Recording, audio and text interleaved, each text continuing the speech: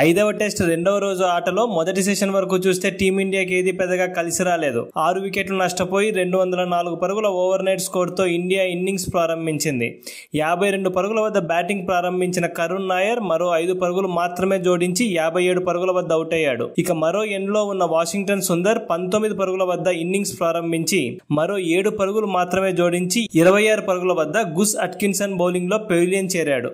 ఇక టైలెండర్లు సిరాజ్, ప్రసిద్ధ్ కృష్ణ ఇద్దరిని కూడా అట్కిన్సన్ డక్అవుట్ చేశాడు. దీంతో భారత జట్టు ఓవర్ నైట్ స్కోర్ కు మరో 20 పరుగులు మాత్రమే జోడించి 224 పరుగుల వద్ద ఆల్అౌట్ అయింది. ఇంగ్లాండ్ బౌలర్లలో జో స్టంగ్ 3 కీలక వికెట్లు పడగొట్టి సత్తా చాటగా అట్కిన్సన్ 5 వికెట్లు పడగొట్టి టాప్ వికెట్ టేకర్ గా నిలిచాడు. క్రిస్ ఓక్స్ ఒకే వికెట్ దక్కించుకున్నాడు.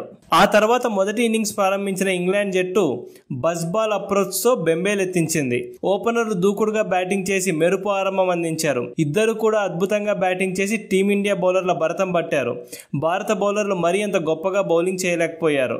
వన్డే తరహాలో 100కు పైగా స్ట్రైక్ రేట్ తో బ్యాటింగ్ చేసి అదరగొట్టారు. దీంతో ఇంగ్లాండ్ స్కోర్ రాకెట్ వేగంతో దూసుకెళ్లింది. చూస్తుండగానే వీరి భాగస్వామ్యం 50 దాటి సెంచరీ వైపుకు పరుగులు తీసింది.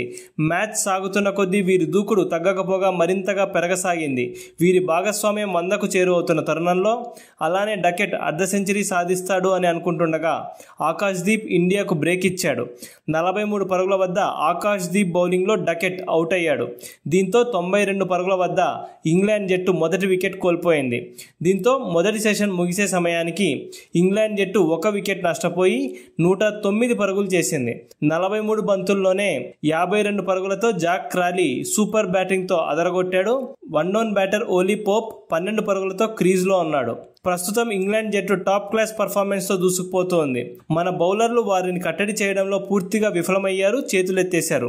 ఉన్న 3 ఫాస్ట్ బౌలర్లు 6కు పైగా సగటుతో పరుగులు సమర్పించుకొని తీవ్రంగా నిరాశపరిచారు.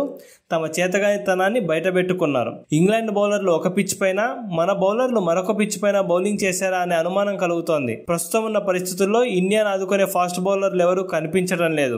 రెండవ సెషన్ లో స్పిన్నర్లు ఎంట్రీ ఇచ్చి ఏమన్నా మ్యాజిక్ చేస్తారేమో చూడాలి. జడేజా, సుందర్ వీరిద్దరిపైనే ప్రస్తుతం అభిమానులు నమ్మకం పెట్టుకున్నారు. వీరు ఇంగ్లాండ్ ను ఏ మేరకు అడ్డుకుంటారో వేచి చూడాలి. ఇక స్పిన్నర్లు కూడా ఇంగ్లాండ్ ను అడ్డుకోకపోతే మాత్రం ఈ మ్యాచ్ పైన, సిరీస్ పైన మనం ఆశలు వదులుకోవాల్సిందే.